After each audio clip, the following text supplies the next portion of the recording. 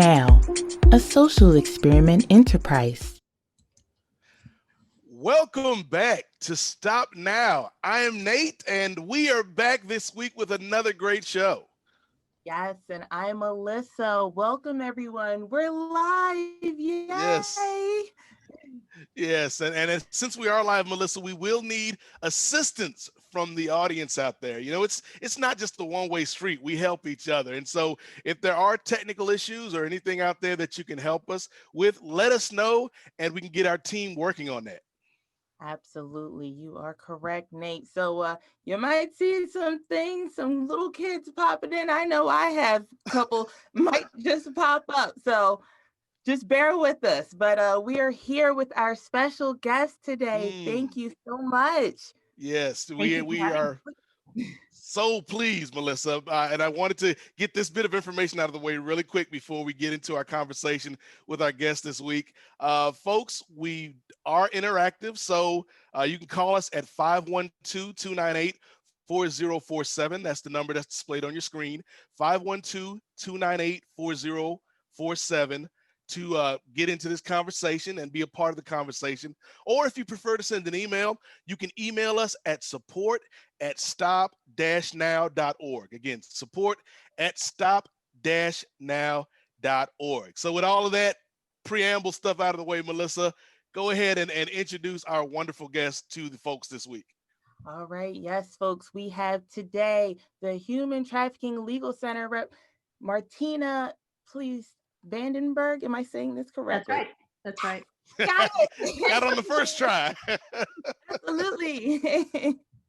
Thank you for joining us today. Please tell us more about the work that you do with the human trafficking. Happy to. So thank you for inviting me. It's wonderful to be with you this afternoon. The Human Trafficking Legal Center is based in Washington, D.C., but we work all across the nation. And the goal of the organization is for trafficking survivors to have lawyers.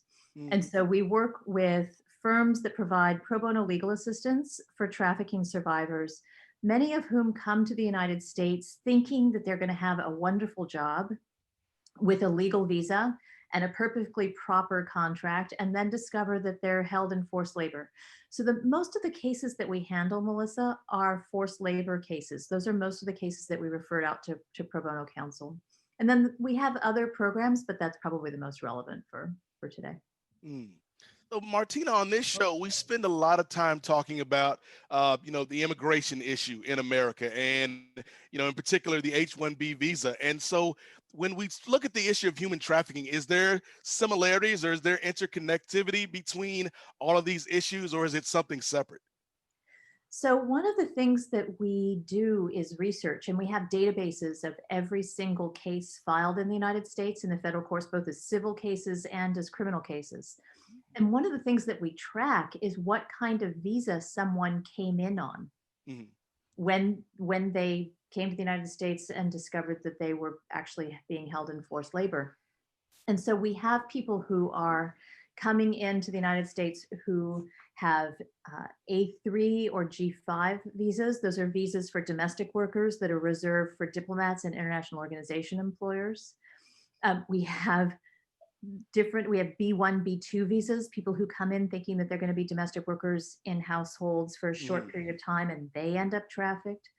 We have TN visas. Those are special visas that people get under NAFTA, under the agreement, so you can come in from Canada or Mexico. And so I think what's shocking to people who think about human trafficking just by sort of reading about it in the papers, I think what's shocking is that, a lot of the trafficking is forced labor. Most people think of it just as sex trafficking. Forced labor is actually a significant problem in the United States.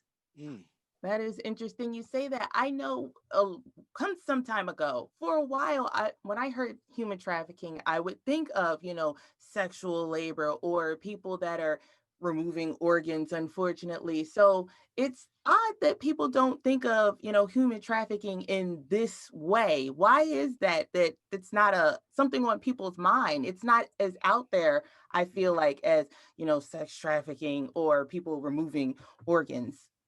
Melissa, I think the problem is the movie Taken. I hate that movie. So the movie Taken is the Hollywood version of human trafficking, and Taken has been the narrative that everyone has repeated all along. And so this is changing a little bit. I feel like we're at a real moment of pivot and a real paradigm shift in people talking about trafficking, because now in the last few years, for the first time ever, people are talking about human trafficking in the context of global supply chains. People are talking about human trafficking in terms of children being held in forced labor on cocoa farms in Cote d'Ivoire, creating the chocolate that we all eat for Halloween and Valentine's Day. There's actually a case pending right now before the Supreme Court brought by children from Mali who allege that they were trafficked into Cote d'Ivoire and held in forced labor harvesting cocoa. So things are changing, but I think we're still stuck in this dilemma where most of the press coverage that you see still focuses on the most sensationalized sex trafficking cases. That is true. That is definitely. And Martina, you talk about kind of the changing perception, maybe in the way people view this issue.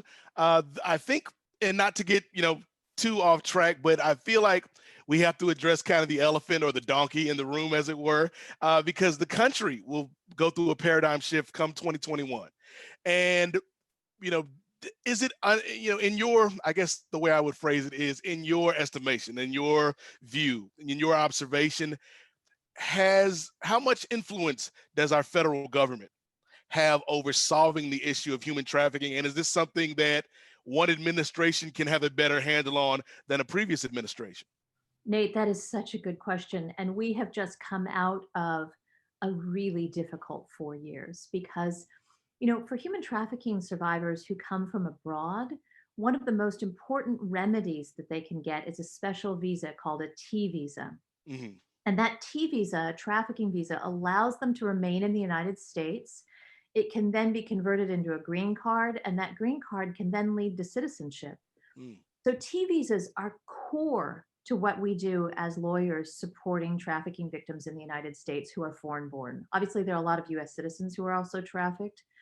But if you talk about the community of foreign born victims, unfortunately, over the last 4 years, the Trump administration has essentially created death by 1,000, 1 million cuts. They have changed things in the T visa system and regulations and adjudication system that are invisible from the outside unless you live in that particular trench where you're actually waging these sort of visa battles. And it's become incredibly difficult to do the T visas. And in fact, the data just came out 2 days ago for the third quarter of FY 2020. And we have the highest number of denials of T visa applications in history by a factor of 2. And so we're getting an enormous slew of denials and on grounds that we think are completely illegitimate. So the government has such power to interpret the regulations, to enforce the regulations, and to adjudicate the visas. And so we are hoping against hope that the next administration will essentially roll the dial back to normal when the adjudicators made decisions that were not based on this misreading of law. Okay. So is there any type of warning signs for someone who's about to be human trafficked? Is there any way that they could know like this is the road to that, or they just their visa's up and they're just automatically in it? Like how does it just shift to that? There's any way that... Melissa, that's such a good question because I think what we have now in the world is not pay to play, we have pay to work. If there's a visa where you're required to pay, that is an immediate red flag. And so one of the major factors that we see for people coming into the United States, but not just the United States, all around the world, they deal with labor recruiters. The labor recruiters say, you can get this phenomenally excellent visa that will lead to citizenship in whatever country. But for that, you need to pay me $25,000. Now, who has $25,000? Who even has $10,000? Who Yeah. has $5,000? Particularly if you're looking for a job. Right. And so people borrow enormous amounts of money, and so they arrive at their job already in debt bondage. Mm. And again, for any of the viewers out there, if you want to get involved in the conversation, if you might have a question that you'd like to ask Martina or a story you'd like to share, you can reach us at 512-298-4047, 512-298-4047, or you can email us at support@stop-now.org. So I guess my next question, kind of piggybacking off of what Melissa just asked, Martina, is okay, like let's say you missed the warning signs. Let's say you missed the red flags, and now you find yourself in this situation. Like, how does a person extricate themselves from that? Like, how do they keep themselves from getting too deep into it? That's very difficult to answer. There is a hotline in the United States. And so if people feel that they're being trafficked, they can call that hotline. The number is 1-888-3737-888.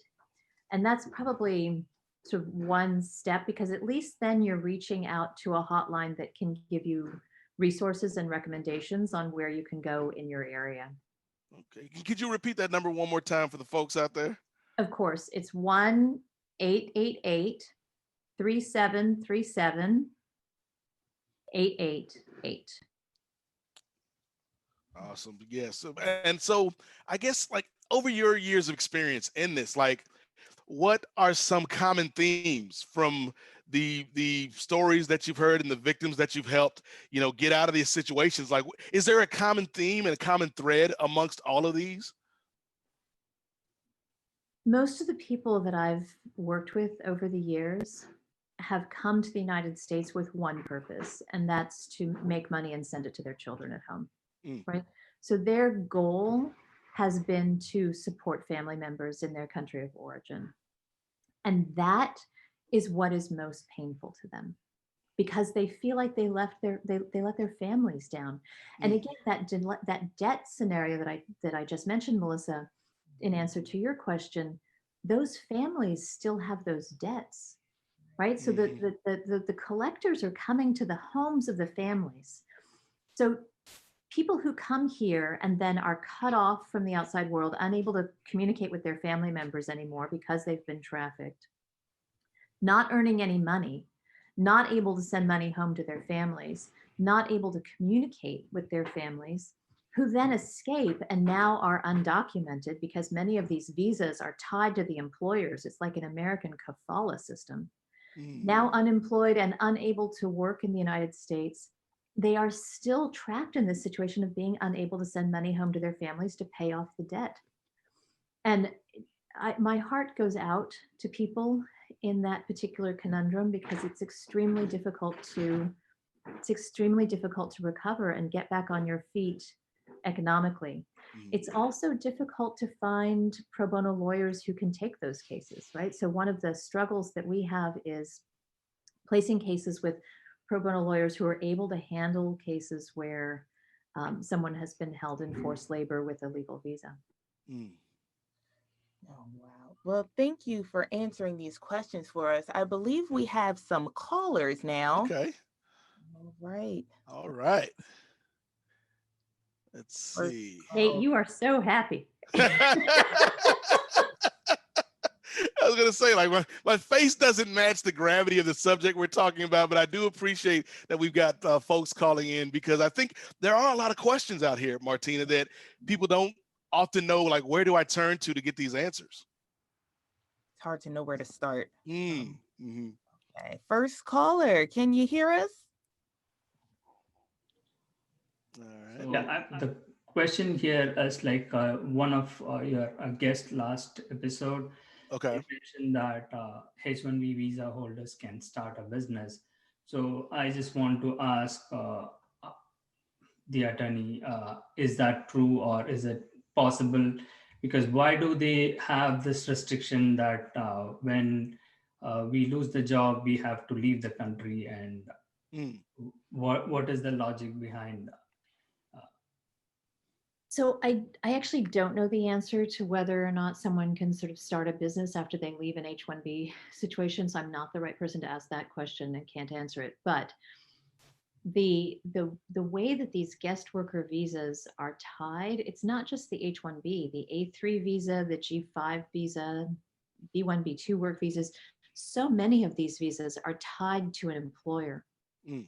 And once you walk out the door, you're essentially out of status. Now, some of these visas allow you to find another appropriate employer, right? So if you can find another sponsor, then for some of these visas, you can work with a new sponsor. But in the middle of COVID, I mean, I think we all know how hard Yeah. it is to find a sponsor for anything. And I was just going to ask you that, Martina, like, given the fact that, like, whether you're here on a visa or not, like, everybody around the world has been dealing with COVID-19 and the fallout from that, both from a health perspective and from an economic perspective. So what have you seen over the past 6, 7, 8 months, however long, however long this year's been? It feels like forever. But what have you The last seen? 100 months, Nate. Yes, the last 100 months. What have been some of the effects of this pandemic on, folks that are trying to enter this country through legal means? So, it's just tragic, actually. People who had visas, who were trying to come in. And it hasn't just been the pandemic, Nate. It's been the way this administration has contorted the pandemic Mm. to block people from emigrating to the United States using COVID as an excuse. So that's happened at the southern border. Mm. And it's happened for people who tried to enter the country legally as well. And it makes your head spin, all of the sort of changes to the H-1B program midway through the entire process. It's extremely difficult to sort of keep up with the latest shenanigans on the immigration front in this country. But again, I think people should have some hope that we're heading back into a period of normalcy.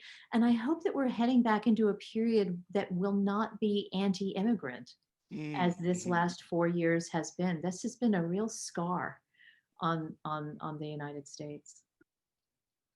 Definitely. So, caller, were you still there? Did we have any more questions, or were we able to answer the question for you as best as we could? I think there is a resource, though, that might be helpful. There's an organization called Justice in Motion, Okay.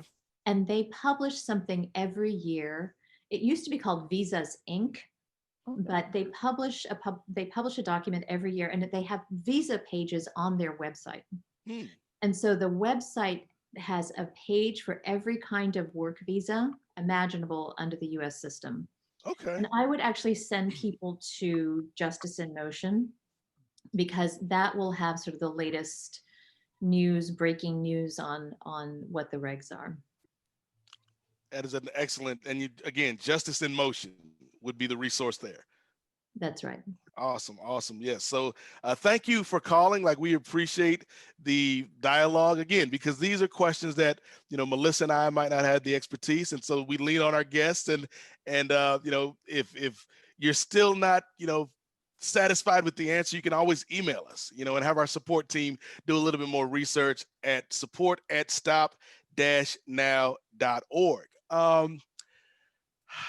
Martina, I think a good question for folks like me and Melissa, right? Like, we're not lawyers, we're not politicians, we're not legislators. Like, what can folks like Melissa and I, or some of the viewers out there, like, what can we do to help end human trafficking? What can we do to make this a thing that, like you said, like, we can return to a sense of normalcy and a sense where we appreciate immigrants rather than kind of demonize them? So that's a really good question. And it's interesting. I think people used to say that you vote with your pocketbook and consumers make decisions. And I think all of that's true, but I think a lot of us now have become somewhat distressed by the lack of consumer action against forced labor. Mm. And, obviously things that are made without forced labor do cost more. That's absolutely true. But we would love to see sort of more consumer action and more consumer outrage, frankly. There's also a number of laws that are being proposed right now. Some of them focused on forced labor by Uyghurs in Xinjiang in China. And some of the big corporations that produce things in Xinjiang are fighting the anti-forced labor statutes that have been proposed. So I think companies need to hear from people to know that we don't find it acceptable that they rely on recruiters who place people in forced labor. And the other thing I've found actually, Nate, is that, companies create layers of subcontractors in order to protect themselves, right? They create layers of plausible deniability. And so when you point to them and you say, you're holding people in forced labor, they say, oh no, we have these subcontractors, right? These subcontractors, and we don't deal with the workers at all. And we just pay the subcontractor, and then the subcontractor pays the workers. That's not plausible deniability. That's willful blindness, right? That's a decision that you're making not to pay attention to the health and welfare and the criminality of this employment that people are being held in. So I think regular folks, number one, just talk to people about forced labor. Because again, as Melissa pointed out before, it really is a focus still on sex trafficking. And no denying, sex trafficking is an enormous problem and absolutely must be dealt with. But people don't talk about forced labor. And then secondly, I would say, support organizations that help people who are in forced labor. There's an organization called the Freedom Network USA. And the Freedom Network at USA has organizations and members throughout the United States. And so the other thing to do is, if you find yourself in a situation of forced labor and you don't want to call the national hotline, you can go on the Freedom Network USA list. And that list has organizations all over the country that help survivors of labor trafficking and also sex trafficking. And so those groups really need support. It looks like we have a caller here. Hi, welcome. Yeah, hi, Melissa. Hi. Yeah, I've been listening to this. It's very useful. And yeah, so I have a few questions to ask. Can I ask? Absolutely. Yeah, sure. Thank you. So yeah, so like basically I've been like doing some kind of show in YouTube. So what I have is like there are a lot of people, they were getting messages like in WhatsApp, like, okay, we can get you a visa. And what they're asking is they're asking, okay, you send me like $500 initially for visa or something. And they were innocently sending it and they're losing the money. And after that, they don't know what to do in that case. So I just want to know, like, can we take I'm here, I tried to like track few of them, but they blocked me after some time. Like I tried to message them and try to find them where they are and all, but I'm not able to find the root of it. So if such cases, what can we do? Is there anything we can do to find out or how to help them? Because they're not able to come here, I'm sure they will not be able to get a visa.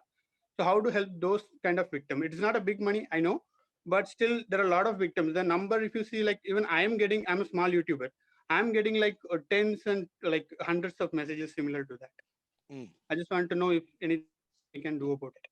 So that's visa fraud, right? Trying to sell US visas is visa fraud. And there is an agency at the State Department called the Diplomatic Security Service. It has a fraud unit that investigates fraud involving US visas. So if there is a way to sort of report that to the State Department, I mean, this sounds like a fraud that's going on abroad, right? This is people in another country who are sort of offering to sell US visas. Correct. Yeah, I mean, I think one of the main things is just to educate people, to let them know that under US law, these visas are not for sale, right? There is an enormous fee for some of them, right? There's a filing fee, that's not small, but there shouldn't be a kind of recruiting fee. There were cases way back before the internet, there were cases that I would hear about where literally middlemen would sell visa applications to people who couldn't get a visa application, who wanted to apply for a visa to come to the United States. And that's visa fraud too. Like, these applications aren't for sale. The internet has obliterated that kind of fraud, but sort of new kinds of fraud have come in. The other thing to be really wary about, Melissa, you were asking earlier about warning signs. When you see an advertisement that says, fly now, pay later, right? That's Mhm. another sign that someone is going to be either docking your paycheck or demanding payment when you get back to your country of origin. Okay, got it. Yeah, this is very good. And yeah, one last question, if time permits, can I ask that? Absolutely. Yeah, so like in Canada, I know there are kind of different kinds of visa for like a low level jobs. Like we can go for and work as a like in construction or something similar to that, Mhm. and people can pay around, I believe, like $2,000 or $3,000, and they do get a visa and they do come here and work on those jobs. So I believe I like I'm seeing a lot of people are saying same way you can come to US also. So I just want to know if you know, is there similar visa is available, or is it just like scam they're doing? So again, I would be very wary of anybody saying, pay me $2,000 and I'll get you a visa, right? There are visas that are, H-1B visas are obviously high skilled laborers, people with engineering degrees and advanced degrees. True. There are other visas to come to the United States, H-2As, those are largely agricultural workers, H-2Bs.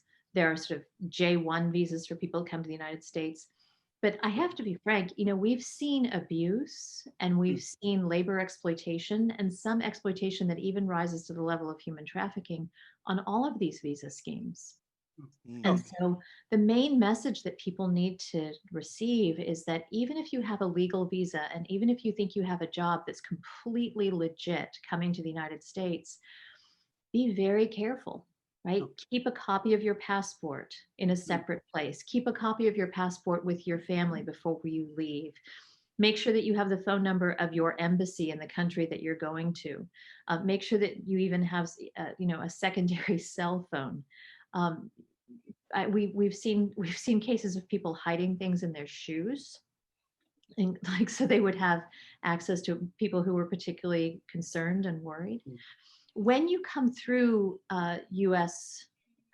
Customs, and actually when you do your visa interview, the U.S. government now is required to give you a brochure, and that brochure, which was partly written by non-governmental organizations in coordination with the U.S. government, that brochure is essentially a know your rights brochure.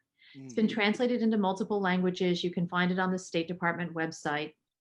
The State Department website, if you Google on the State Department site, know your rights, it'll pop up.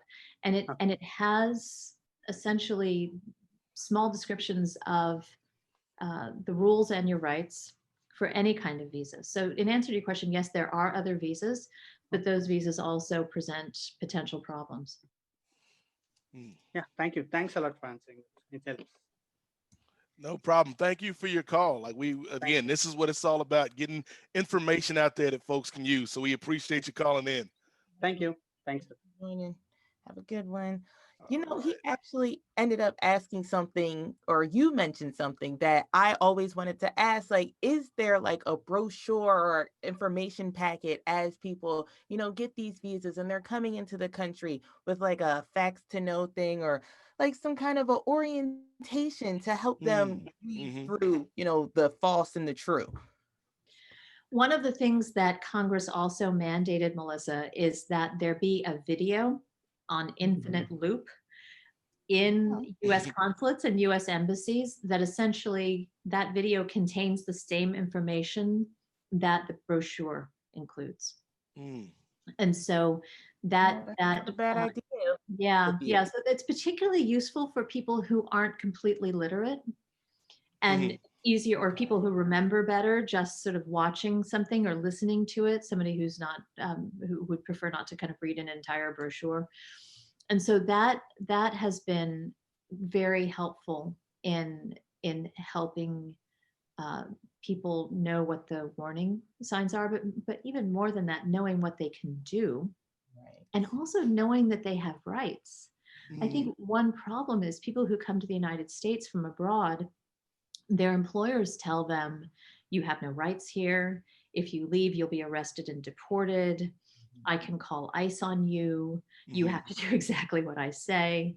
That power imbalance can somewhat be rectified by knowledge of workers' rights when they enter the US market. Hmm. Is that something that can be fixed, Martina? Like just the dynamics of power for these corporations and these companies versus the visa holder? Is that just something that we'll always have to deal with? I think one of the things, Nate, that makes that power imbalance less forceful is portability. Right. So if you can move from one employer to another and take your visa and go to another workplace, that means that that employer has much less power over you, much less hold over you. Now, it's not easy to find a new job. It's not easy to find a new sponsor for your visa. Like I'm not saying that any of this is easy. What I am saying is that having an employer use a visa like a chain should not be allowed. A visa should not be a shackle. A visa needs to be something that you can move from employer to employer. Would you say that that's why there are more cases than there should be, because people are afraid, their employers are scaring them into, coming forward and saying, hey, this is not okay. I have rights, they feel like they have families that they have to provide for. So, maybe they don't come forward the way that you think that they would because their employers are scaring them into not talking about it. So, Melissa, I think the main form of threat that we see is threat of deportation. For people who have given so much and sometimes paid so much and sometimes borrowed so much to get to the United States, that threat of deportation is terrifying. And, under the law, forced labor is by force or coercion, right? There can be force, there can be coercion. One of the typical forms of coercion that we see is called abuse of the legal process. That's essentially telling someone that you're going to use the law in a way that the law was never intended to be used. It's turning the law into a bludgeon to harm someone that the law is supposed to protect. And by and large, the cases that we see are not cases where someone is chained to a radiator, not cases where people are, beaten with bats in order to force them to work. Like we've moved away from that kind of model of chattel slavery where people were whipped and literally chained. Now what we have are threats of abuse of the legal process, including threats of deportation. And if you take the entirety of the circumstances that people find themselves in, of course they're going to stay. The alternative is too terrifying of being undocumented in a country that makes you feel unwelcome, where the only labor that you can do is on the gray market, if at all, and where you live under the constant threat of arrest and deportation in any event. So the stakes are so high for people who are trapped in the United States in that way. And again, like you'd mentioned earlier, Martina, like hopefully, obviously a president or an administration doesn't fix everything, but hopefully once we get into 2021, the temperature will come down a little bit, and that, because I do feel like it's a threat that's intangible, but you can just feel it if you're in that situation, and it's something I think maybe folks might have empathy with now, just going through COVID, where you can't control all the variables and you don't know if your job's going to still be there. And so I would hope that maybe folks can have empathy now going forward. So Nate, I completely agree with you. And I do think that things will likely shift. But I also think that we need to have actually comprehensive immigration reform. The entire immigration system that works in these very unfortunate ways, and an immigration system that allows this kind of abuse to occur, we need comprehensive immigration reform to rationalize this system so that workers are protected. I agree. And let's Absolutely. see. We have a caller, and There we go. I was just going to say, do we have any more callers on the line? Yes, I mean, the question was like with regard to the employer's abuse. He has shared a file. I thought of playing that file out and ask the question afterwards. Was not my see. My choice was to pay the whole 5325 and I'll file your H1B. That was the only thing that I had when I called you, when you said that you will be paying $1,000. From my notes, I see it was supposed to. I don't even know what we have collected from you so far. Yeah, that's the So thing. you tell me, right? It is not that I am telling you something that is new. This is something that you knew, something that you knew. A work authorization comes at a cost. H1B, we always said comes at a cost. Doesn't work that way. I understand. I know that business doesn't work in that way. Like I do agree on that. You just have to give me some breathing space. Things have changed so much, right? I'm not making here a bargain and right. I am just trying to survive. So That's this the is logic, right? yeah. Otherwise, like I So would this have is even exactly about money. This is something you should have thought about at that time. So maybe we would have even filed the H1B, isn't it? You knew exactly. even at that time that this was, this is something that you have to pay.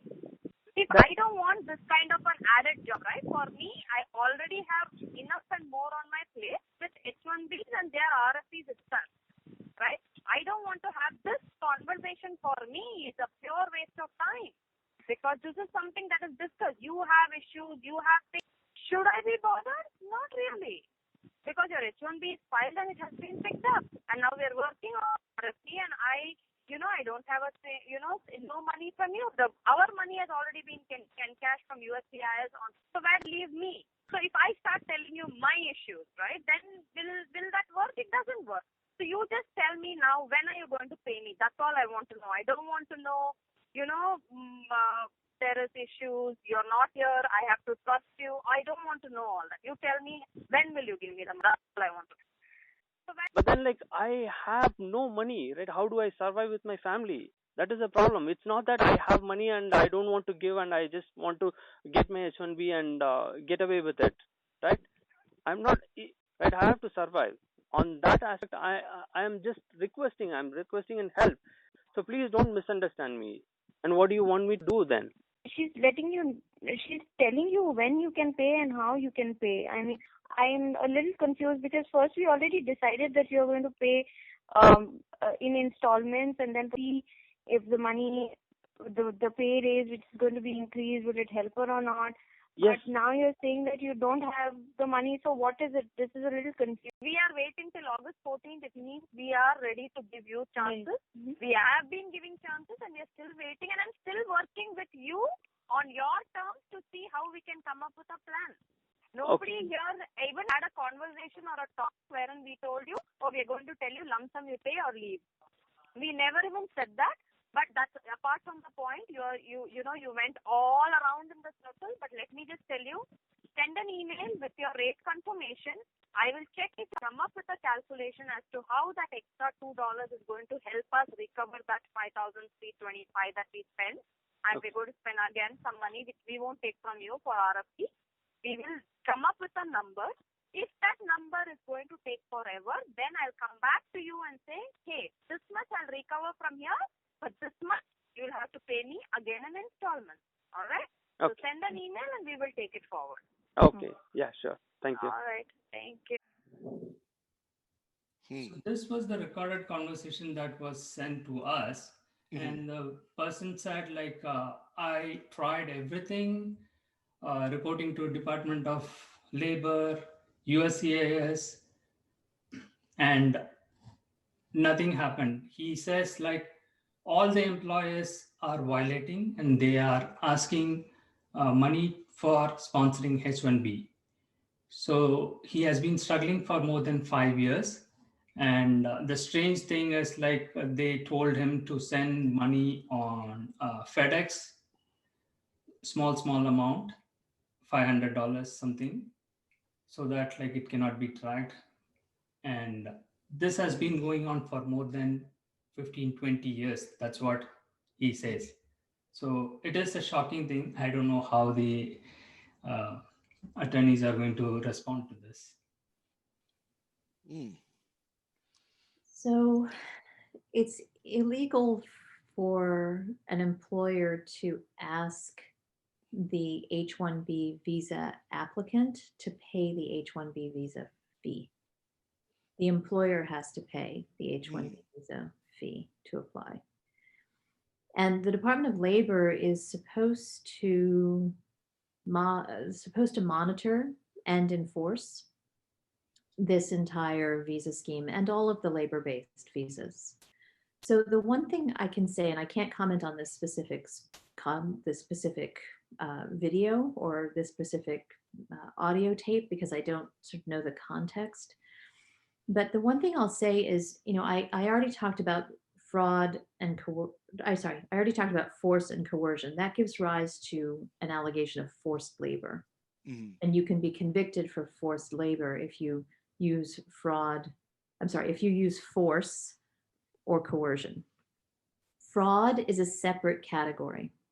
And if you use fraud in the context of labor contracting, like in labor contracting H-1B visas, these are married.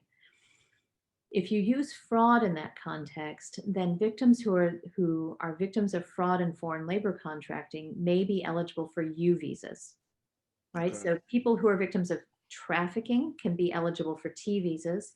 People who are victims of fraud and foreign labor contracting can be eligible for U visas.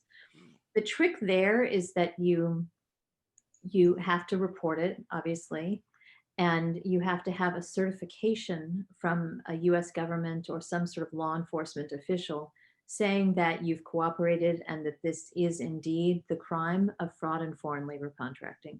There's also a huge backlog for U visas. But in the context where someone is being extorted, someone is being forced to pay, if it's connected to the work, if you have to do the work and then your salary is being withheld or docked, that can actually be a very old crime called peonage. And peonage is when you are essentially held in debt servitude and the money that you're using to pay off that debt isn't really used to pay off the debt, right? The debt may keep growing and growing and growing. One of the problems that we see is people borrow money at huge interest rates. Yep. And then have to pay back that debt with enormous amounts of interest, which causes their debt bondage to balloon. I would, in a circumstance where someone who's come to the United States on a visa, where that person is now being extorted for money, again, a huge red flag, probably worth a call to the hotline. I do think that there's insufficient supervision of these labor visa schemes and certainly insufficient prosecution. Every once in a while, you do see a prosecution. I'll give you an example. A case investigated by the Department of State Diplomatic Security Service, that office that's engaged in rooting out visa fraud, brought a case against a labor broker here in the United States who brought workers in from India on H-1B visas and then benched them. Benching is a practice where you bring someone into the country and you claim that you have a job for them, but actually you don't have a job for them. You just want to have somebody on your bench who's ready immediately in case a job comes through the transom.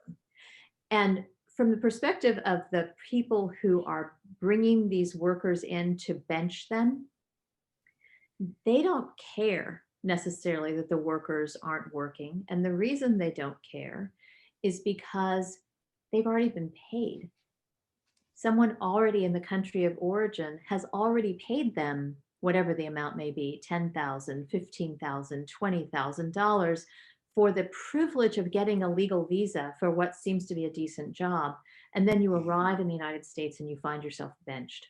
So I was on a panel with a trafficking survivor years ago, and this trafficking survivor who had come to the United States on an H-1B visa expecting to find a good job said in the course of this panel discussion, the whole time I lived in the United States, every day I would go fishing.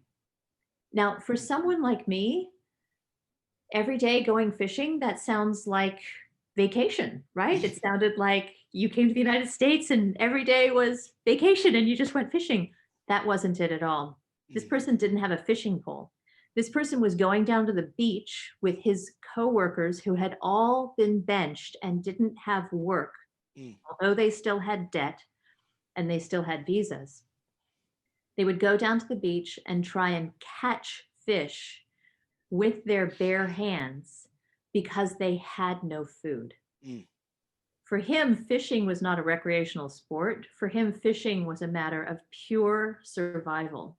Yep. Now, I think it's unfathomable for all of us here in the United States to even think of a situation of someone who came over in good faith, using the legal system, prepared to work, eager to work, probably skilled, and they're fishing out, literally, fish, trying to survive.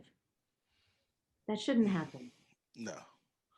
Not in a country that, you know, if we supposedly live up to our ideals, Martina, and you know, give me you're tired, you're hungry, you're poor, you know, folks that want to work, this should be an inviting place, but far too often it's not. Absolutely. I mean, as they say in Hamilton, immigrants get the job done, right? but we have to make it possible for them to work in a legal system that does not put them at risk, that is not potentially exacerbating the hazard. So I'm glad you brought up Hamilton, because as much as I've enjoyed this conversation, it can't be nonstop, Martina. So Melissa, unless you have any other questions, I'm going to pass the microphone to Martina to give us a little bit more info on the Human Trafficking Legal Center. And if there's folks out there who might have more questions, how can they get in touch and reach out to find these answers? Thank you, Nate. So the Human Trafficking Legal Center, the website is www.htlegalcenter.org. For more information, you can email info@htlegalcenter.org. We do try to place cases and refer cases out to pro bono counsel. We can't always place a case. It's often hard to find a lawyer to do things for free, but we try. And you know, if people have questions and want to learn more generally about human trafficking, if you go to our publications page, we have a whole array of articles and publications that we've written about a host of issues. So misuse of material, witness warrants to arrest and prosecute and hold trafficking victims to force them to testify. We actually also, one thing that may interest this audience is we have a list on our publications page of every case filed where the victim had an underlying legal visa. And it's organized by legal visa category. So A3s, G5s, B1, B2, TN, all the legal visa categories, and then the associated criminal and civil cases that have been brought under the trafficking statute. Very good. And again, you can head over to htlegalcenter.org for more information. We appreciate your time, Martina. It's been good catching up and meeting you, and hopefully we can speak with you again down the road. Terrific. Thank you, Nate. And thank you, Melissa, for inviting me today. No problem. We enjoyed having you. Thank you so much. All right. So that's going to do it for this week, Melissa, but we'll be back next week, Thanksgiving. So I'm assuming that we're going to have some turkey and some stuffing here on the show, but we'll be back next week to talk to the people with more stories and more information.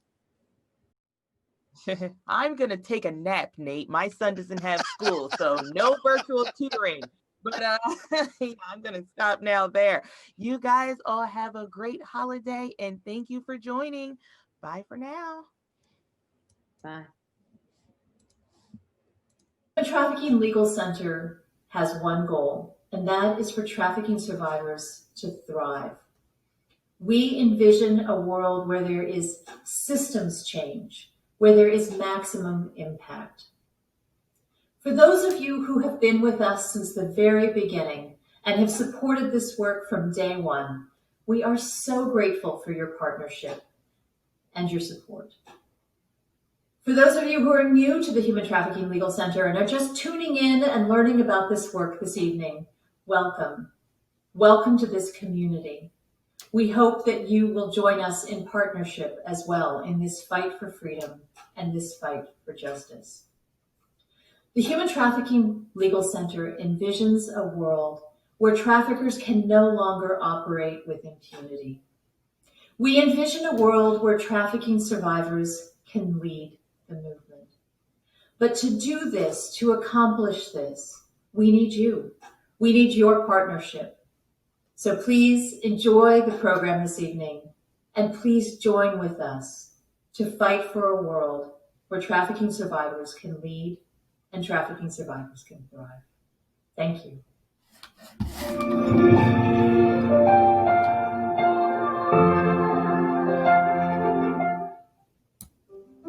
Stop Now, a social experiment enterprise. Stop H-1B Visa, a campaign to end modern slavery. True stories, life-changing moments. Stop, listen, share. Join us. Call us. Together, we create the future.